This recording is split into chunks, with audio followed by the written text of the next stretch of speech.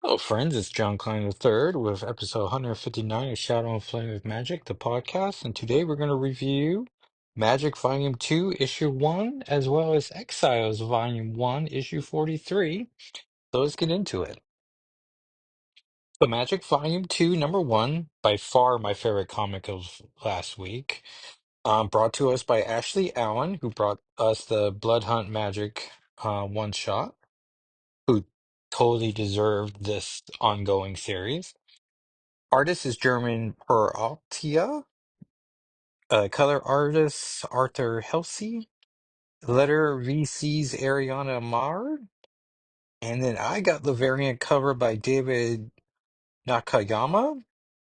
It just, I don't know, there were so many variants. And I see so many videos online of people who got multiple variants where I was like, I wish I could get multiple variants, but I feel like if I want to do that, I should do that inside a store instead of doing my comic book purchases through eBay. Recognizing I could have bought various ones through the eBay, but just trying to keep my eBay shopping responsible. I have a list like 7 comics I need to buy. Um, anyways, and so the issue opens up in Juneau, Alaska, with a mutant gal being chased by a mysterious figure who unfortunately kills her while another mutant looks on. We learn her name is Rena, and we get Ilyana's narration box. I used to dwell on what my life would have been like without wasting my childhood in the eternal hellscape of limbo. I hope it might have been something like this, peaceful, idyllic, and bright, a feeling of hope without its preceding sorrow. When I was kidnapped by the demon Belasco, I thought my life was over, as we see like a young Ilyana in front of the Xavier mansion, maybe 12, I don't know. He saw my potential to hunger to influence my power. He planted a seed of evil in my soul and forced it to grow. Yet I hoped to have managed to finally escape becoming a new mutant, an X-Man. I became more than what he pushed me into. I won and I buried my demons in my past. And then we see her dream turn into a nightmare as the Dark Child. Without the E though, which seems weird. And now Ilyana's teenage Ilyana with her new mutant suit. And then we see the towering, this is amazing splash page of the Dark Child standing over all of Ilyana's friends and family. We see Danny knocked out. We see Cannonball, so I guess representing both the boys and girls of New Mutants. Beast is rung through by a spike. I imagine to represent her current team she's on. Then we see Colossus dead because that's what we all want. Then we see sad Ileana dead. Um, no, not Ileana. We see Kitty Pryde in her exceptional uniform as she's phasing through. And then we see Storm is dead, which I sort of wish it was older Storm, because honestly, Ileana and Storm doesn't have much of a history. Probably because the older Storm who died in her original on Origin miniseries was like her mother that she had to kill in that miniseries, and so, which by the way, major spoilers for Magic Volume 2, Issue 1. And it's Volume 2 because Amanda Sefton had a miniseries that was just called Magic, and so, as opposed to Ileana's Magic miniseries, which is called Magic and Storm, the miniseries, but for all points and purposes, it's just called Magic. So Storm's dead.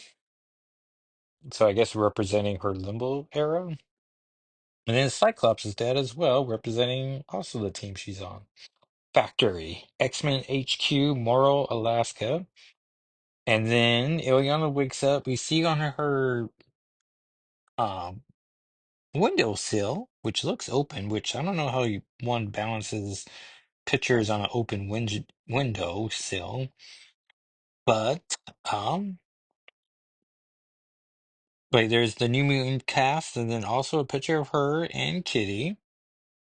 The Dark Child haunts me. In Krakoa, she was quiet. Belasco's influence a distant memory. I believe her control over me was gone. But this is the third time this week. The same dream, the same mistake, the same ending. Yes, Limbo forged me into something stronger, but at what cost? And then we see her dressed in her Chris Bacalo outfit. So I guess she's just ready for the day. But wires get crossed in the name of evolution. What patterns do we learn to survive? I thought I would manage to untangle those threads, but opening myself up, softening myself, cost me my home. Yet selfishly, I like who I was becoming. However, I won't make that same mistake again, now if it costs the X-Men their start. And then we see the X-Men have surprised her because it's her birthday. Juggernaut's holding a plate full of pancakes. Quentin Quire has a hat in preparation. Beast is excited. Scott's is and they're all in like casual clothes. Um, Probably because it's morning time. And Scott reveals it's her birthday party, which makes me immediately think about Midnight Suns and how disastrous that party was. And this is a surprise party as well.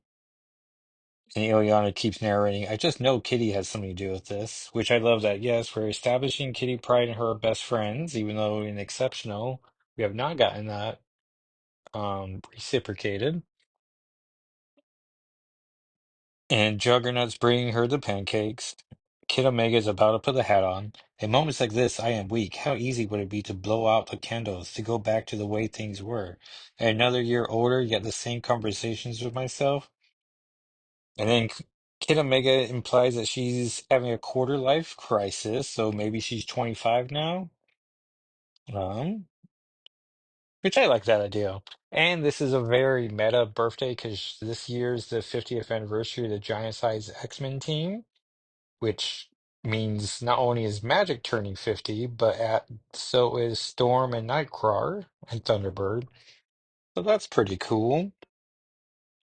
We hear on the news that some mutant nonsense is happening in, well, human mutant relations nonsense in Juno. And so she's going to run off. Scott says, let her go. It's not the first time Yoyon has fled to be alone. It won't be the last. And then we see the Cal and his sister Monty. The Isaacs is who they are with their grandmother, and they're mourning the mutant death. And there's other mutants here, and there's some jerks outside. Saying no more mutants, some flat scans, if you will. And everyone's upset, and the magic shows up, and people are going to confront her, which is always a mistake. The magic I learned in Limbo begs to be unleashed, but I know how they see me, despite them being the ones who scream at me. And then she puts them in her place, and then some demons arrive, and they're not her demons. Strange who would summon demons to Juno. My soul sword is the physical manifestation of my soul, cutting through all magic. I mean, this is so user friendly, like new reader friendly. It's crazy. These demons serve one purpose, target practice. And so she's knocking them out. Oh yeah, at the birthday party, she did reference how like you guys gave me pancakes instead of cake. I like to think that there's a cake just waiting for like after lunch, maybe. They fear my X gene, yet my stepping disc would be the thing to teleport them to safety. However, they do require a midway point, and she gets all the flat scans teleported away. I hope they enjoy a small glimpse of Limbo, which is awesome. Like this Ileana is very funny. And then the same jerk is confronting Rena, who, for any Star Ocean 2 fans, she does have like pigtails and black hair and like a shawl that she's somewhat wearing. So I don't know. Is there a connection? Perhaps. And so the demons are about to attack, but Ileana creates more portals and takes care of business. How could I have missed another person being taken? I'm lucky it wasn't worse and he wasn't dead. And this little kid's crying. And then all of a sudden he removes his hands from his eyes and he has like big old demon eyes. And we see the Crow Demon, who's going to be the main threat of the series, or at least the opening arc. And he is working for the Luminaire, right? Something. But I do love how Ileana is like he's attacking her with like a magic pistol, so she's blocking them and dodging bullets. And he does hit her with a few, which I don't love. Oh yeah, the liminal. Liminal. And the grandmother's gonna create a protection shell. And Cal's wishing that she had provided more information until now, but she's been protecting him to make sure that he didn't have to learn any darken his soul with the dark arts. Irina's getting too close, but she wants to help out. And it looks like she has some type of banshee scream, which does nothing to the crow demon. And he grabs her forehead as Ileana is trying to recover. But in that one instant, right, poor Irina's immediately dead, killed. And then the Dark Child's trying to tempt Magic, but she's refusing at the moment, but is enraged. So that's intense. The grandmother's constantly right. They're sad about the granddaughter and the sister, but they're going to keep moving forward.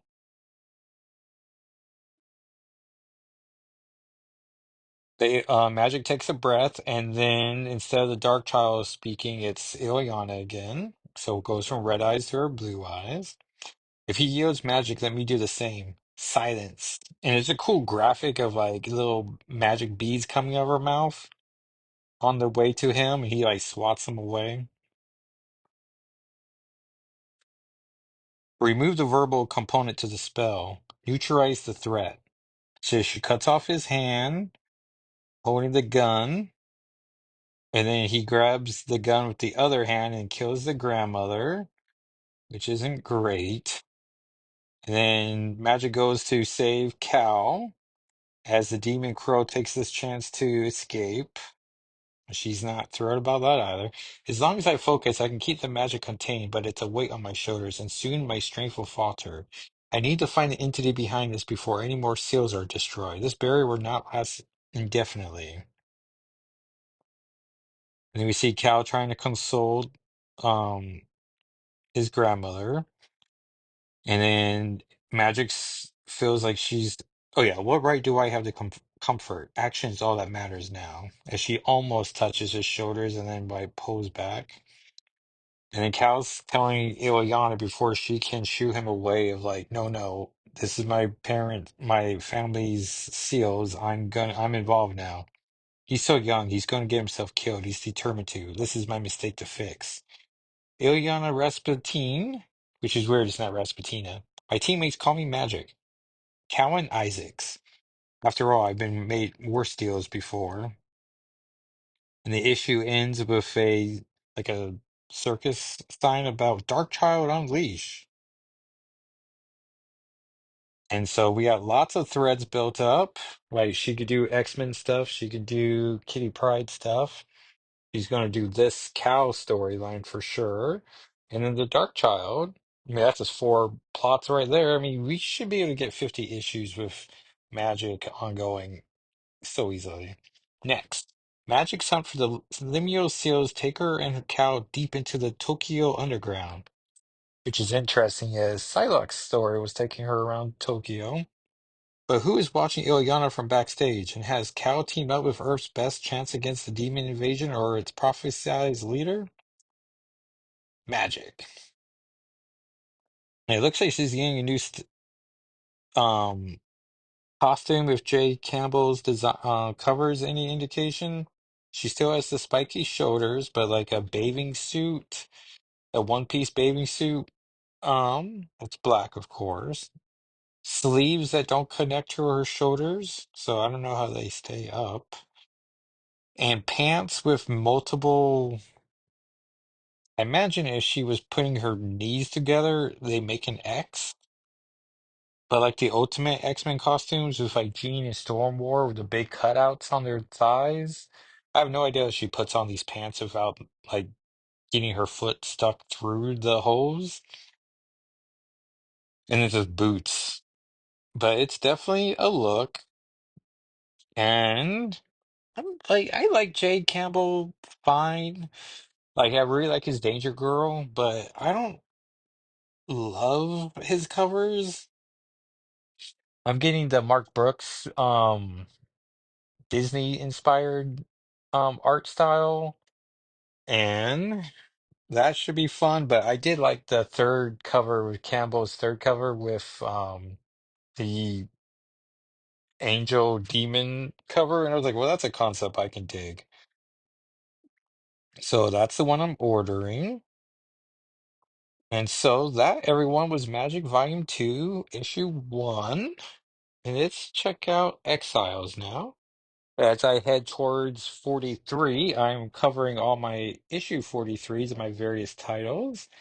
And this is Exiles 43, Volume 1, A Blink in Time, Part 1 of 3. They have become unhinged from time. They are heroes from different realities who must travel together from one alternate reality to another, completing missions to repair broken lines in the chain of time. They are the exiles, and their fate, and this is their fate. And this comic came out in April 2004. For you Power Rangers fans, the Dino Thunder's coming, debuting February 14th. That's fun. A new team of fierce power. And I don't recognize these costumes.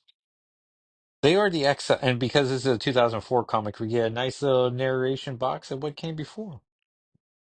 Oh yeah, this is written by Chuck Austin, penciler Jim Califori, inker who was pretty much the Exiles' main artist for until he wasn't. Inker Mark McKenna, colors Transparency Digital, letters Dave Sharp, and the cover artist was Miku Yuzi Sakuriraba, and it's Blink on the cover with flowers.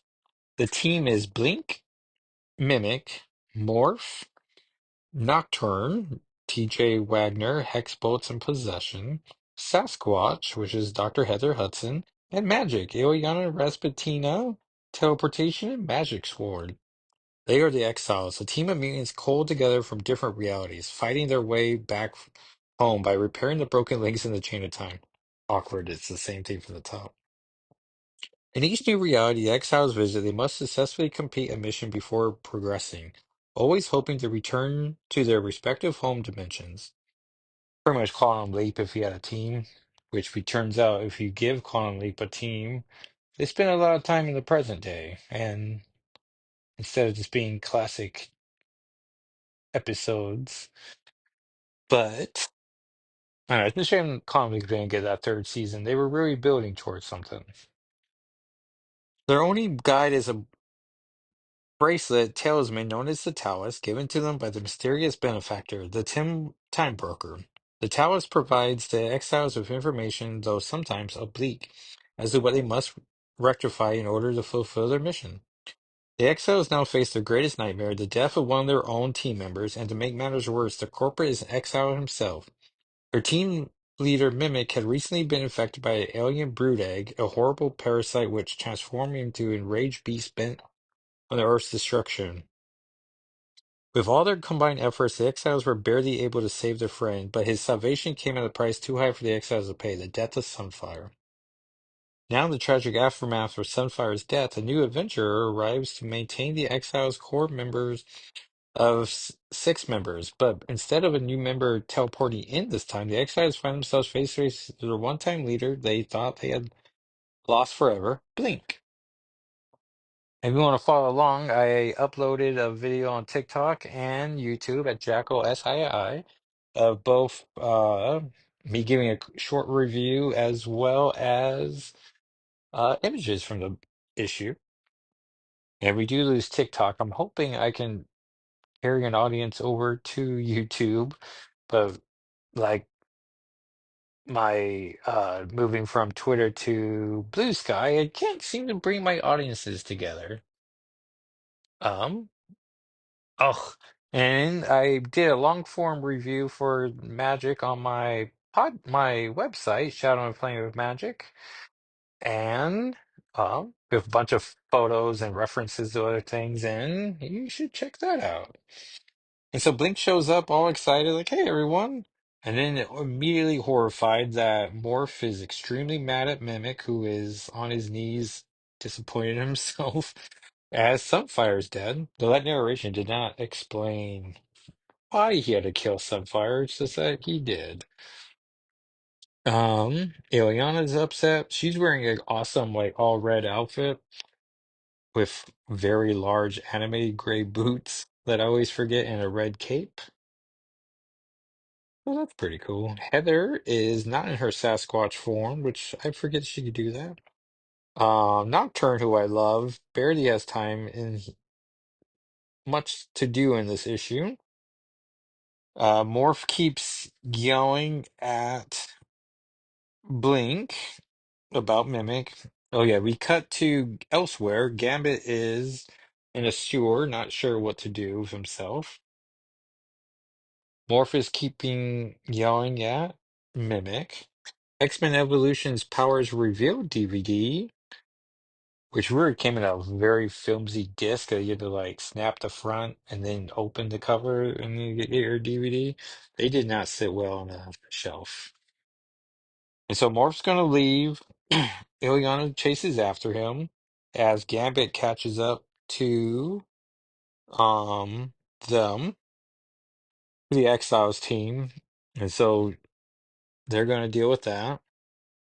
Uh Nocturne and Heather are talking to Gambit.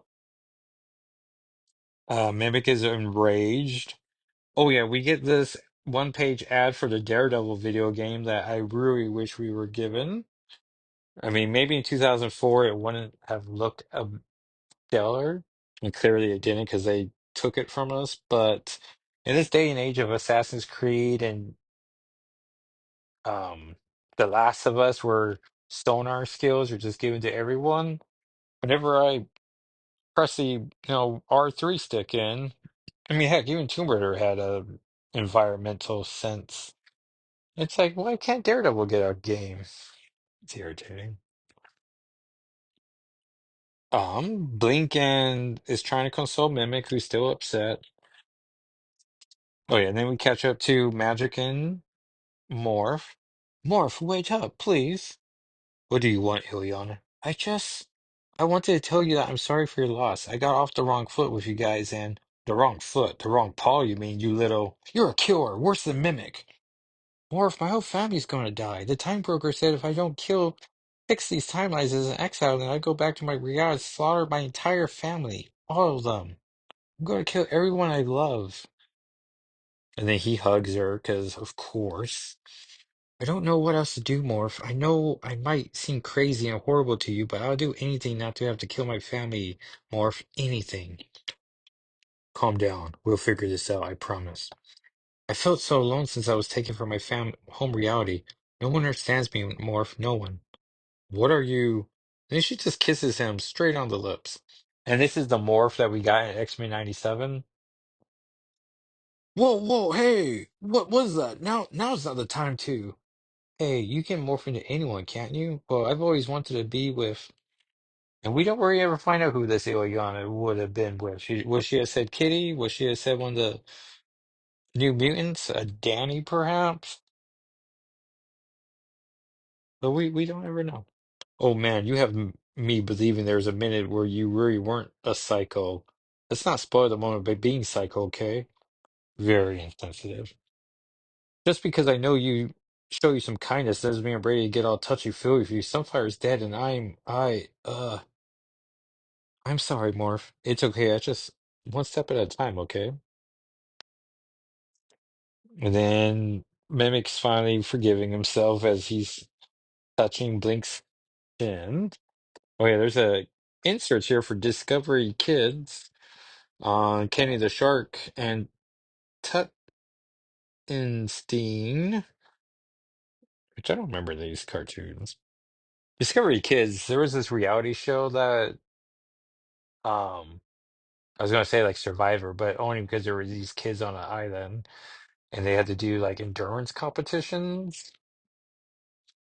But also, Discovery Kids had Flight 97 down. No, 90, Flight 97 down. Down Flight 97. Oof. Anyways, my wife and I just like marathoned it a couple months ago, and it still held up. It was like crazy. Um, we're back to the sewer, or I guess they're always in the sewers, and they're led to believe to be the Morlock sewers. So you really love Sunfire, huh? Even though she dug chicks? Yeah, yeah, I did. It doesn't matter now, though. I guess love and sex really have nothing to do with one another. Men never rejoice in being proven right. 'Cause that's a discussion men are always having, apparently. Do you really blame Mimic, though? I know he's a big rude, but he's been nothing but the hero since I've shown up. Hey, we all know that the Brood are and how dangerous they can be, but I would never put any of you in danger. Not ever. Not even you. Nice. What, you have a problem with me being honest? We can't trust you, Ilyana. You're a wild card in a situation where all we have is each other. We need trust as badly as we need air. Maybe you can be excused for not understanding this situation because you're new, but Mimic should know better. He violated that trust. Violated us by keeping things from the team. Where are you going? Back to the others. They still need me. I still need them. Mimic screwed up, but I can't punish the others for it. Morph, don't go. They'll come to get us if they need us. Why do you care what I do? Because this is the first time I felt normal in so long, and it's because of you. Let's just stay here for a while longer, please? Okay, sure. But no funny stuff. Not even a little bit? That's my department. Of course. And then we cut over to Hy- Hyperion of the Squadron Supreme, but not this one. As they're part of the Weapon X team, and he has a Black Widow, Spider-Man with a red symbiote, a Hulk, Sue Richards, and Gambit, who Gambit runs off. Hulk's tired of taking orders, and everyone says fight, fight, fight. Gambit's trying to update Nocturne and Heather Hudson about the situation. Okay, and this Heather Hudson's black, so like a very departed Heather Hudson. And then the Taoist has given the new mission, and Gambit says it's been given us a mission just now. Of the two teams that are here, the 12 people from Exiles and Weapon X, only six will move on. The rest must die. And we see Mimic is sleeping with Blink holding his chest. Mimic or Morph is holding Ileana's head as she falls asleep in his lap. And we catch up to Hyperion as a Spider-Man as Hyperion brags that he has no more superheroes to kill. And so it's just him, that Spider-Man, and Sue Richards. And then we see dead heroes of an Angel, a Spider-Man who was part of the Fantastic Five, the Sue Richards of the Fantastic Five, Hawkeye, and Daredevil. It's the Exiles versus Weapon X in a Blink in Time Part 2 of 3. Be here in 2 weeks, or 1 year. And we got in some letters from Doug Laughlin, Ludwig Rives, and Gregory. Oh, what is it's like Gregory Cookersunk backslash Lloyd T. Bear backslash Meadow Sagargon slash Son of Hope and Light and slash Flea Grath Wrath and War Uppens, who just, what a, I guess there's a whole team of people who wrote a letter. And that was Exiles Volume 143, which apparently I don't have a bag or board, so this goes freestyle. Back cover ads for Disney's Dave the Barbarian, a new original comedy series that's also animated, but yeah, I don't recognize that in there. All right, so let's go to Marvel.com and see what other comics came out last week. As oh, Dad, can I keep that information in his head at all times? Um, your all new Venom 2, which I saw some panels about, where I guess all new Venom is giving Paul Mary Jane current boyfriend a hard time for believing his kids were real when they were imaginary. And that tells you everything you need to know about the state of the spider office. Magic 1 came out. We loved it.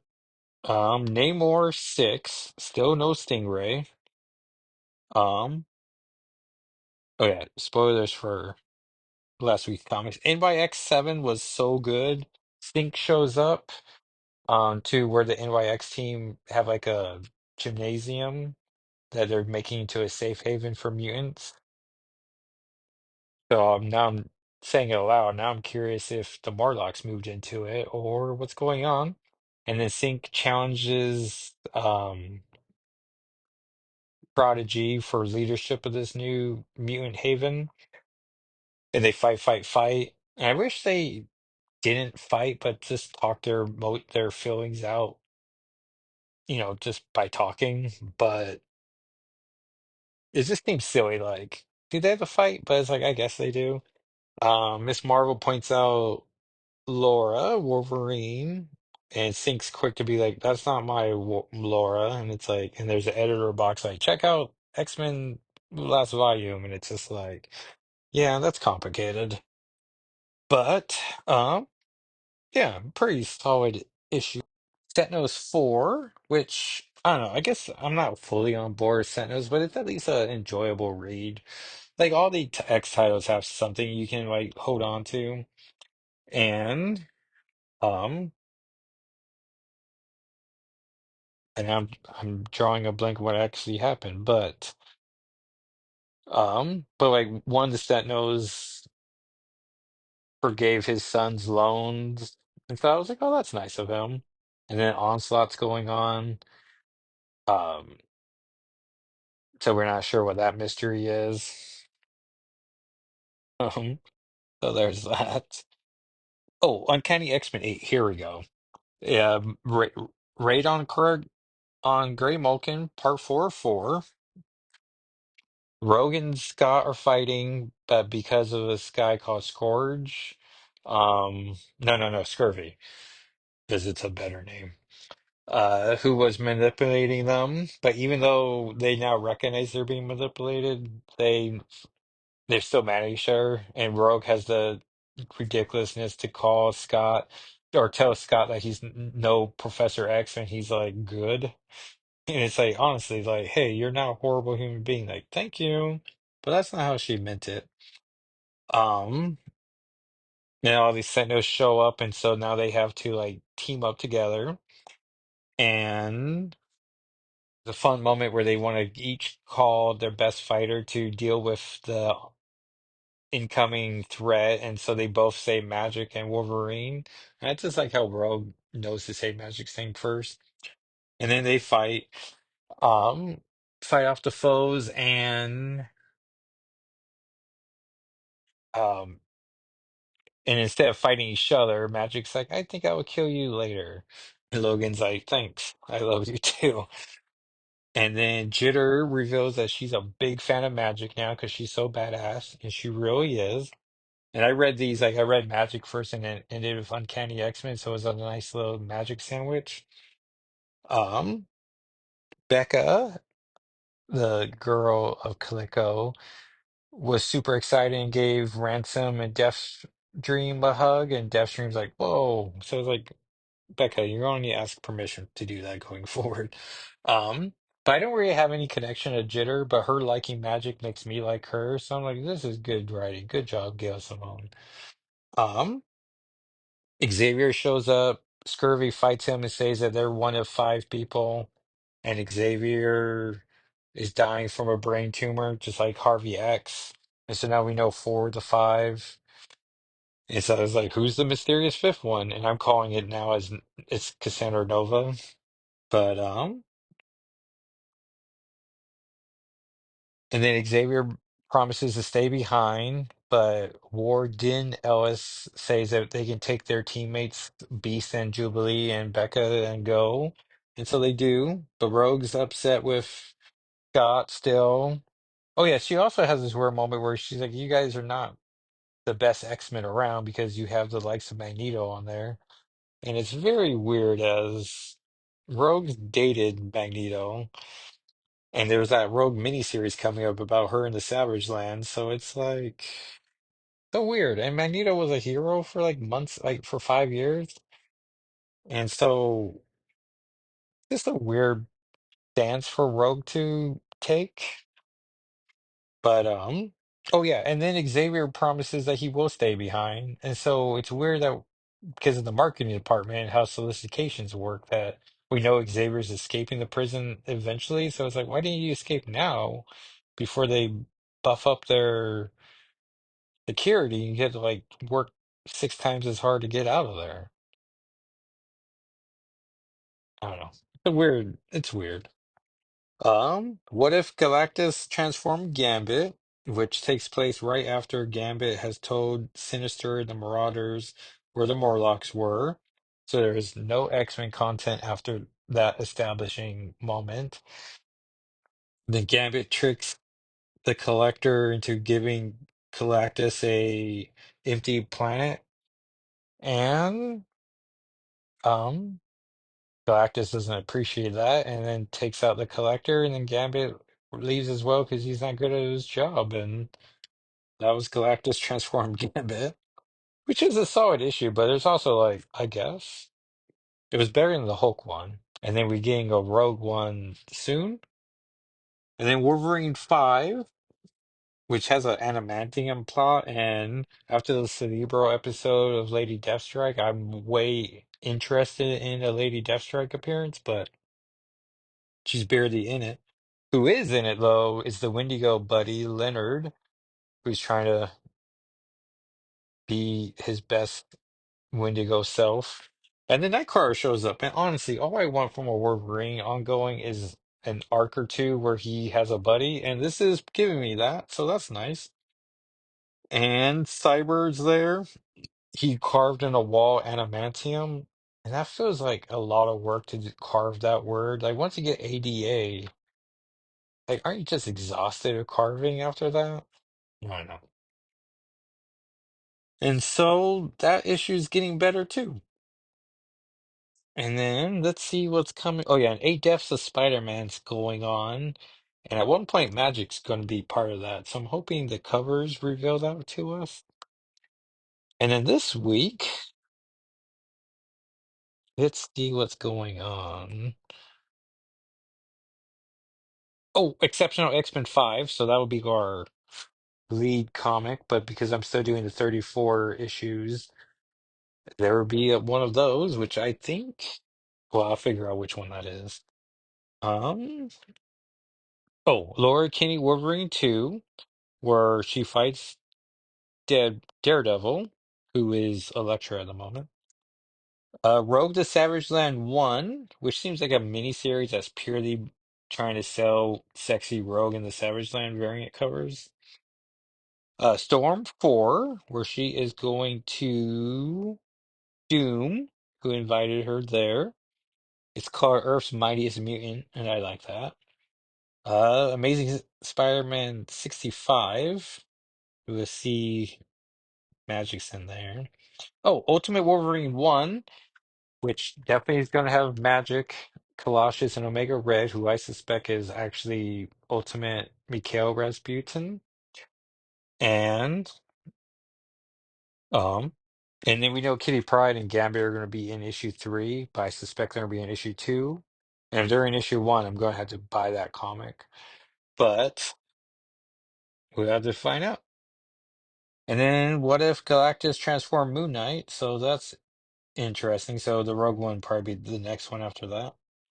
So to rank my excitement levels, Exceptional X-Men 5 for sure. Ultimate Wolverine 1 at 2. Storm 4 at 3. Laura Kinney Wolverine 2 at 4. And 5 is Rogue the Savage Land 1. And yeah, so 5 comics. So that's not bad. But Magic #1 is my #1 comic of 2025 so far, and I can only assume my top 10 list is going to just be nothing but Magic and Exceptional X-Men issues, and then Ultimate Wolverine. And And so we'll see what they happen. And then if Lockheed shows up, then his appearance would be like a lock for that, a Lockheed, if you will. But you don't have to. And so that, everyone, is episode 159 of Shadow and Flame with Magic. Thank you so much for listening, dear listener. And what have I not promoted? Oh yeah, you can follow me on Blue Sky or Twitter at Jacko SII. You can follow the podcast at Instagram and Blue Sky and Twitter at SNFWM spelled out. I'm gonna put the Exiles images on there, four of them. Figure out which ones. Kissing one for sure. And come back next week for Exception X-Men 5 for sure. And I'll talk at you next time. All right, everyone. Thanks. Bye.